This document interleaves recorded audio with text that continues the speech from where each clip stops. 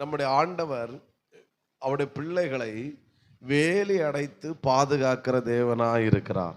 ஆமென். எல்லாரும் சொல்லுங்க, வேலி அடைத்து, சத்தமா வேலி அடைத்து பாதுகாக்கிற தேவன். சத்தமா சொல்லுங்க, பாதுகாக்கிற தேவன். ஒரு ஆமென் சொல்லுவோம். ஹல்லேலூயா. பாருங்க, நமக்கு தெரிந்தோ தெரியாமலோ ஒன்றை புரிந்து கொள்ளுங்கள், நம்மை சுற்றிலும் ஒரு வேலி அடைத்து கர்த்தர் நம்மை பாதுகாத்து கொண்டே இருக்கிறார்.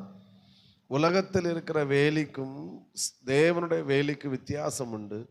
உலகத்தில் இருக்கிற வேலிகளை நம்முடைய கண்களால் பார்க்க முடியும். ஆனால் தேவன் நமக்கு வைத்திருக்கிற வேலிகளை நம்முடைய கண்களால் என்ன செய்ய முடியாது, பார்க்க முடியாது. ஆனால் அதை அறிந்து கொள்ள முடியும். எல்லாவற்றுக்கும் மேலாக அதை அனுபவிக்க முடியும்.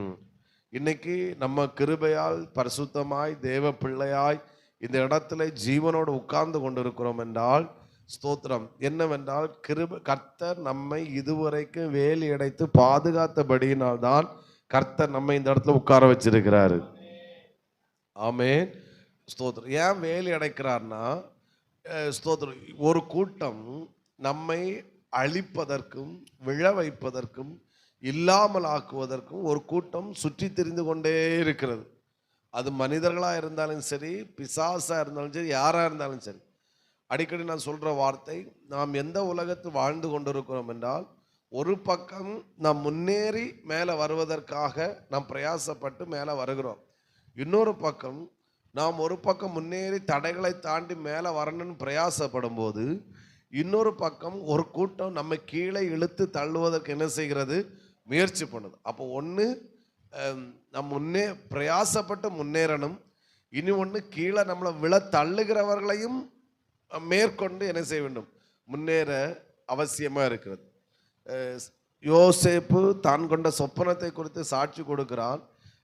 சொப்பனத்தை சொல்லும்போது ஆமேன், அவன் அந்த சொப்பனத்தை அடைய பிரயாசப்படுகிறான் ஒரு பக்கம். இன்னொரு பக்கம் அந்த சொப்பனை எப்படி நிறைவேறும் என்று அவங்க அண்ணமாருங்க பிடிச்சு குழியில் கொண்டு என்ன செய்கிறாங்க, போடுறாங்க. ரெண்டையும் ஓவர்டேக் பண்ணி தான் யோசேப்பு அந்த லெவல், அந்த அனுபவத்தில், உன்னதமான அனுபவத்திலே அல்லது அந்த சீட்டிலே, அந்த சிங்காசனத்திலே ஒன்று உட்கார வைத்தார். ஒன்றை நீங்கள் புரிந்து கொள்ளணும். ஒன்று, இந்த உலகத்தில் நீங்கள் பிரயாசப்பட்டு தான் மேலே வர முடியும். ரெண்டு, ஒரு கூட்டம் உங்களை கீழே விழத்தள்ள போராடி கொண்டிருக்கிறது. ஸோ ஒரு எக்ஸ்பிக்ஷனில் இப்படி சொல்லுவாங்க, நான் கேள்விப்பட்டிருக்கேன். இன்ஸ்பெக்ஷன் நடக்கும்போது ஒவ்வொரு நாட்டு ஸ்தோத்திரம் நண்டுகளை கொண்டு வச்சுருந்தாங்களாம். ஸ்தோத்திரம். அப்போது மற்ற ரெண்டு நாட்டில் உள்ள நண்டுகளையும் மூடி வச்சுருந்தாங்க. அப்போ இந்திய நண்டை மட்டும் என்ன செஞ்சு வச்சுருந்தாங்கன்னா மூடாமல் வச்சுருந்தாங்க. அப்போது கேட்டாங்களாம், ஏன் இந்த நண்டை மட்டும் மூடாமல் வச்சுருக்கீங்க? அப்போது அவர் சொன்னார், அந்த இதை வச்சு அமைத்தவர் சொன்னார், இது இந்திய நாட்டு நண்டு அப்படின்னு. இந்திய நாட்டுக்கு நண்டு விசேஷம் என்னென்னா, ஒரு நண்டு மேலே போச்சுன்னா அடுத்த நண்டு என்ன செய்யணும், பிடிச்சு காலை பிடிச்சி கீழே போட்டுரும். அதனால் மூடி என்ன செய்யலை, தேவையில்லை. நம்ம திறந்து வச்சாலும் சரி ஒரு நண்டு மேலே என்ன செய்யாது, வரவும் செய்யாது, வெளியே போகவும் செய்யாது. ஏன்னா இது இந்திய நாட்டு நண்டுக்கு அவ்வளோ பெரிய ஸ்பெஷல் இன்னும். Hello price. அதனால் கீழே ஒரு பக்கம், அது கூட இருக்கிறவங்களா இருந்தாலும் சரி, யாராக இருந்தாலும் சரி, டைரக்டாகவோ இன்டைரக்டாகவோ கீழே விழ தள்ளுவதற்கு முயற்சி எடுக்கிறாங்க. அதையும் தாண்டி தான் நாம் மேலே வருகிறோம். அப்போ இதெல்லாவற்றையும் கர்த்தர் அறிந்தபடியினால தான் தேவன் அவருடைய பிள்ளைகளை வேலி அடைத்து பாதுகாத்து கொண்டே இருக்கிறார். ஒரு ஆமேன் சொல்லுங்க பார்க்கலாம். இந்த வேலி என்பது யோபுக்கு இருந்தபடினாலே சாத்தானாலே நெருங்க முடியும். சுற்றி சுற்றி வருகிறான், சுற்றி கிரவுண்டை மற்ற அந்த காம்பவுண்டை சுற்றி சுற்றி வருகிறாரு.